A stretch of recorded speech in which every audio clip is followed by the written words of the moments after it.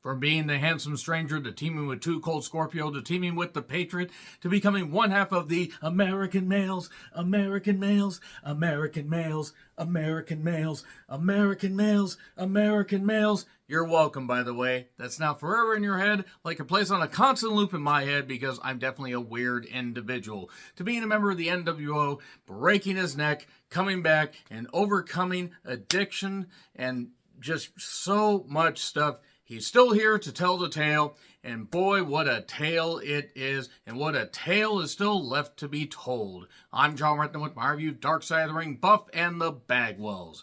Were you a fan of Buff Bagwell? Let me know in the comments, please. I'm not going to say that Buff Bagwell, by the way, is my most favorite wrestler ever, or maybe even in the top 30 or 40, but as far as stuff he did in WCW, he did a lot of memorable shit. And when he was Buff, when he was the stuff, he was truly more than enough. Was he Buff Daddy? I'm not going to try to do the poses because obviously I am a streaming paperclip sized individual, and Buff truly did look great. And this touched on enough of the high points. There were a few, and a lot of low points as well. There were a few things I think that they could have talked about.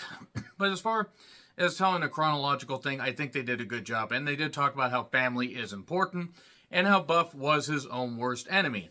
And he admitted as much. I'll say that much. Now, next week is going to be Terry Bam Bam Gordy. Very excited for that one because you want to talk about somebody that was an enigma and born to wrestle. Boy, oh boy. But first, let's talk about Buff and the Bagwells. He looked great. He had that physical charisma, and he could cut a pretty decent promo, and he really had that great look. He wasn't bad in the ring at all. You could argue he's a better tag team wrestler, but that Buff blockbuster, he could hit that double bicep. He could, do the pose. He could do, like that kind of stuff, and then do the double bicep. He could do that. That was pretty good.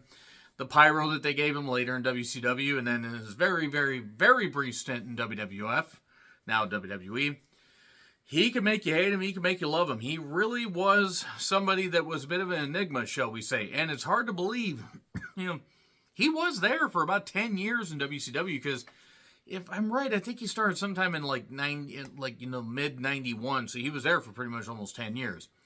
He was entertainingly obnoxious is how Eric Bischoff described him. And the fast rise, the fast fall, all the family drama and all the stuff. So, they were in his mother's office looking at all the memorabilia, and not just Buff stuff, but the dad's, drag racing stuff and all the accolades, managed fit, all in that office. Pretty goddamn cool to see that, and you could tell the Buff was reflecting. His mother meant a lot to him, still does. May she rest in peace.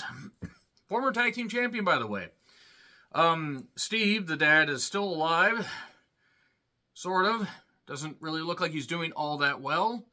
Hopefully he's all right and in good spirits.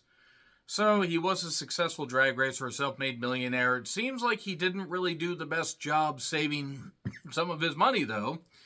They owns Southern Lumber, which I have heard of. I did not realize that they owned that. At least at the time. I assumed that the business is no longer going, but I was like, oh, they actually own that. Okay. Slick Johnson, the one-eye ref. That ref is so cocky. If you get what show that's from, I love you guys with Mark Slick Johnson, who is the referee that was the bald guy that was in late era WCW, but you mostly may remember him from NWA TNA and later TNA. He was a animated ref that would always just do this and hold up when there was a 2 count. He was good. He was good in this. He's a friend of Mark Bagwell. That's easy for me to say. The house was lavish. It had a tennis court, had a theater. He bought Marcus, a Corvette when he was 15. The parents were, even though they showered them and spoiled them, they weren't spoiled brats. They would get a whooping. The mother was worse, even though the dad was a little bit reserved. The dad even said, I want him to have the things that I couldn't have. And mother being tough as nails, running the business. Unfortunately, the business would start to falter a little bit later on. The dad, they told a story about the dad losing a poker bet, and then he grabbed a machine gun or a gun that was semi-automatic and shooting it in the backyard. Sounds like a stable way to deal with losing a bet. What do I know? But Buff and his friends were going to go out, and I'm just going to call him Buff. I'm sorry, but calling him Marcus just sounds weird, even though he was Marcus Alexander Bagwell for a while. You could argue he was Alexander Bagwell for longer than he actually was Buff Bagwell, I believe. Nevertheless, well, actually might have been equal. That being said, the friends are going to go out, and the dad hands each of them a little bit of Coke and says, have fun and stay out of trouble. Is that how he was keeping the family business going? Business kind of goes to shit. I don't know if it had something to do with the downturn in the economy. I don't know if they were spending more money than they were taking in, possibly. That's something that they should have done maybe a bit more of a dive into, but the fights kept happening, and then this was a clip that went a little viral. There was, he shot his dad while they were having an argument in the house because the dad was, attacking the mother, fighting with the mother. He mentioned how he had to have a little bit of a bone graft on, part of his arm because he got shot. And it was tough. The dad took responsibility, saying you had every right to do what you did.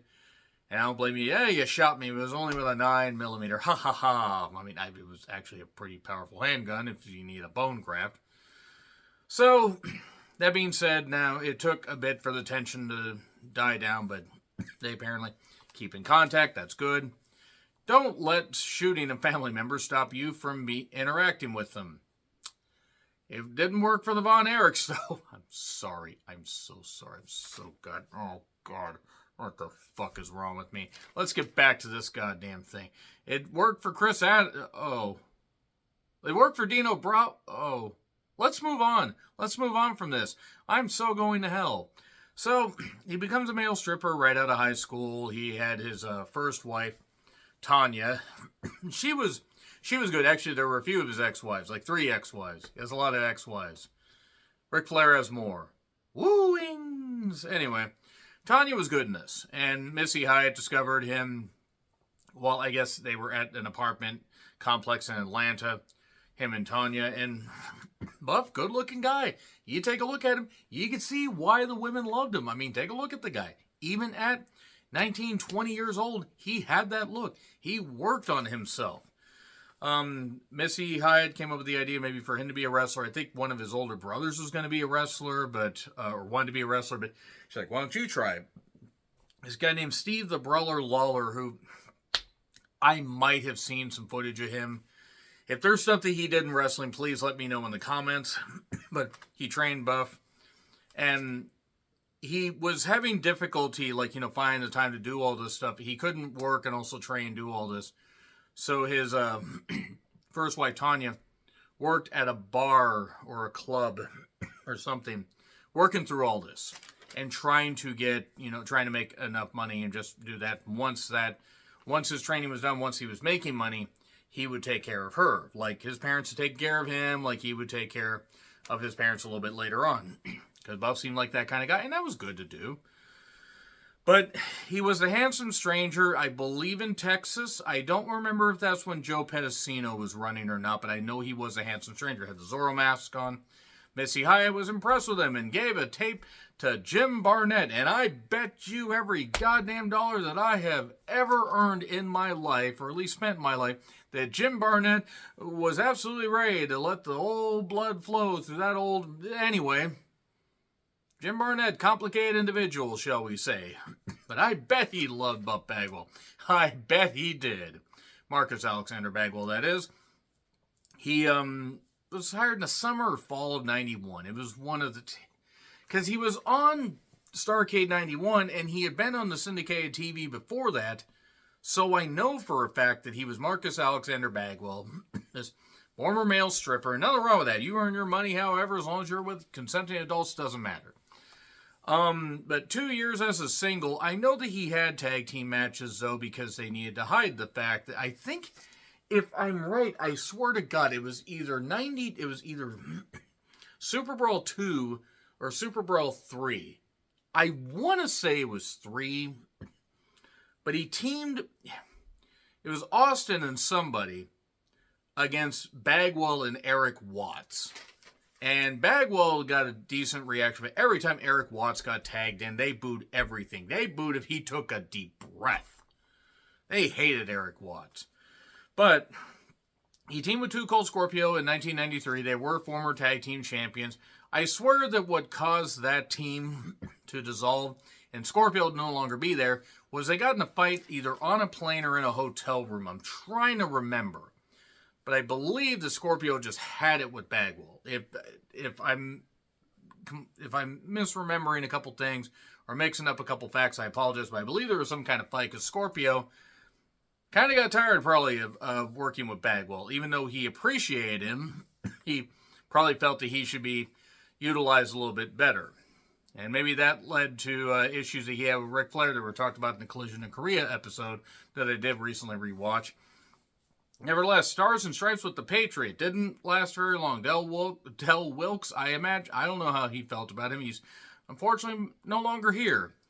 And then Buff got calf implants, and that's been talked about. That didn't work out well. He could have lost his legs. He had to be carried to the bathroom because he couldn't walk because his legs, were hurting.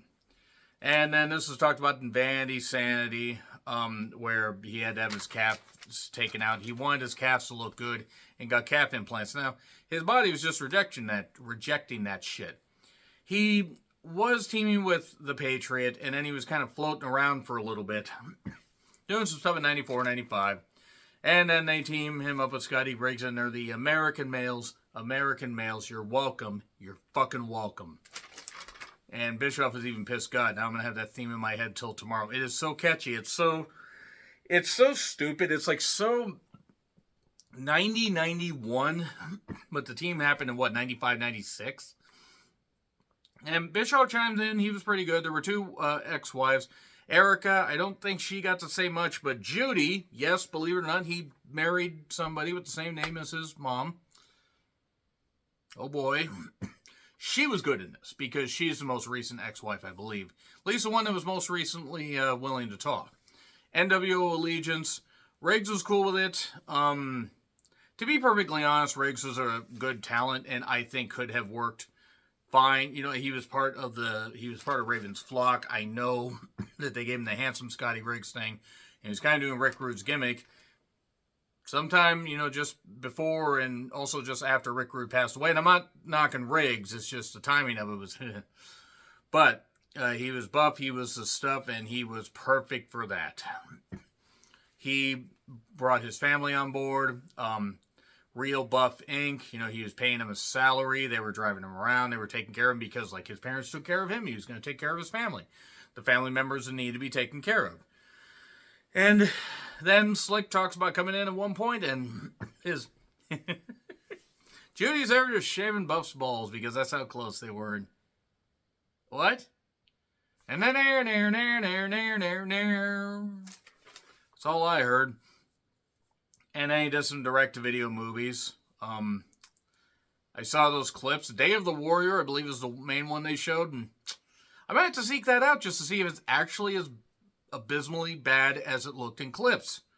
So, then in April of 98, on Thunder of all shows, when Rick Steiner misses doing the diving bulldog like he did, what happened is Buff's head hit his arm here and his neck did that. And you can't go that far when you do that. So it basically broke his neck. The swelling went down. He felt okay, but he had to have two screws, or two plates and 8 screws in his neck. And it was an accident. And Rick and Buff didn't harbor any ill will towards each other. People checked on him, even Tanya, because Tanya still cared about him. They were high school sweethearts, or sweethearts out of high school. And he was in a wheelchair for a bit on TV. They had the perfect opportunity to turn him face, where he could have been Buff and he could have been a face, and he could have turned him heel a little bit after, and that was a missed opportunity by WCW.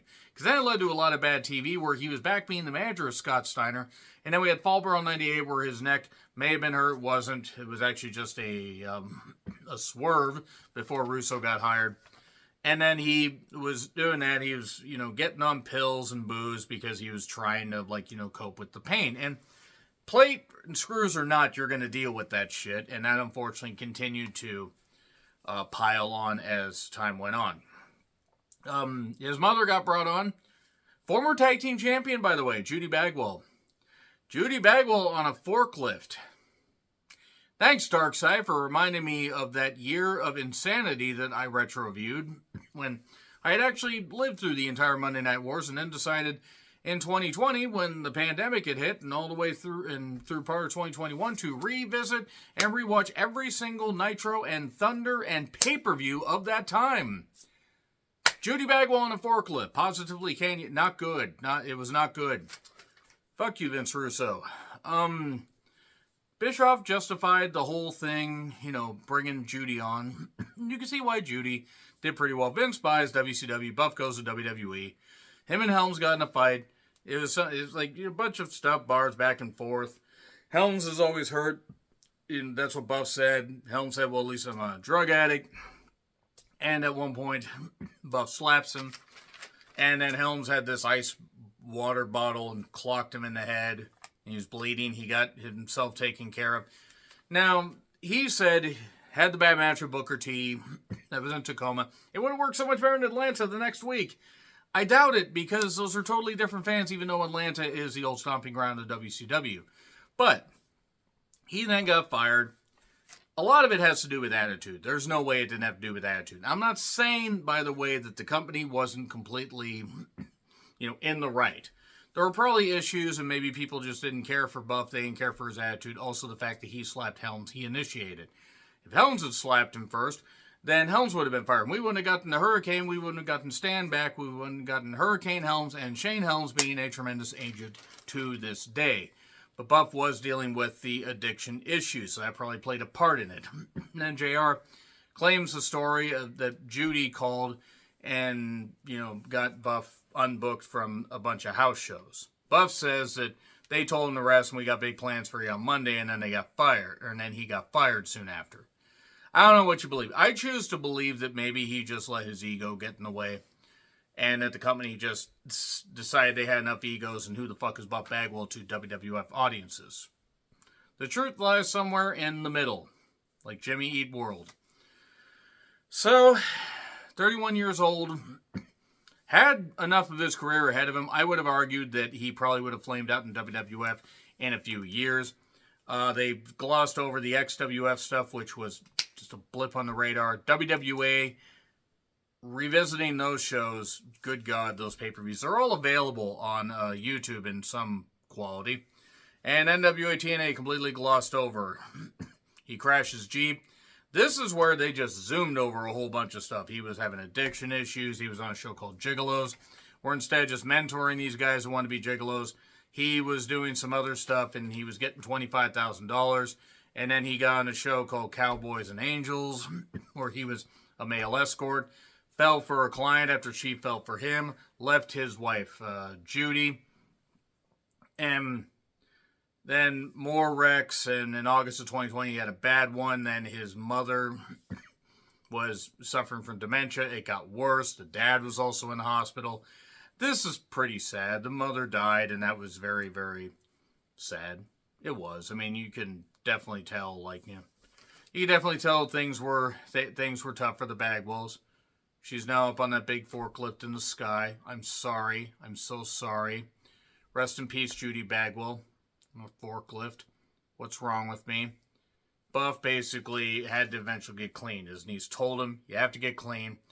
DDP got a hold of him and did a redemption thing with him. Even though he's had some issues, he's done good. And Scotty Riggs talks about how he was struggling with some stuff, and Buff would not give up on him and basically said, come up to Atlanta. Because Scotty had dealt with some stuff and lost some family, and Scotty's living in a good way now. And that's good. So it's a good way to end the story. And Buff wants to get back in the ring and do stuff. I don't know if at 54, I'm trying to do the math in my head, about 54, that he should be in the ring. If he feels good enough and can do that, and they could work some tag or six-man matches, AEW would probably hire him. I don't think WWE would, but why not? I mean, Sting had his last match in AEW. DDP had his last career match in AEW. Why not? So, that being said, what did you think of Buff Bagwell? What did you think of this episode? What do you think about Bagwell's career overall? You think he can come back in the ring? Should he come back in the ring? Was he really the stuff? Let me know in the comments. Like, share, subscribe, Twitter handle in the description. I'm John Retlin. I'll see you soon.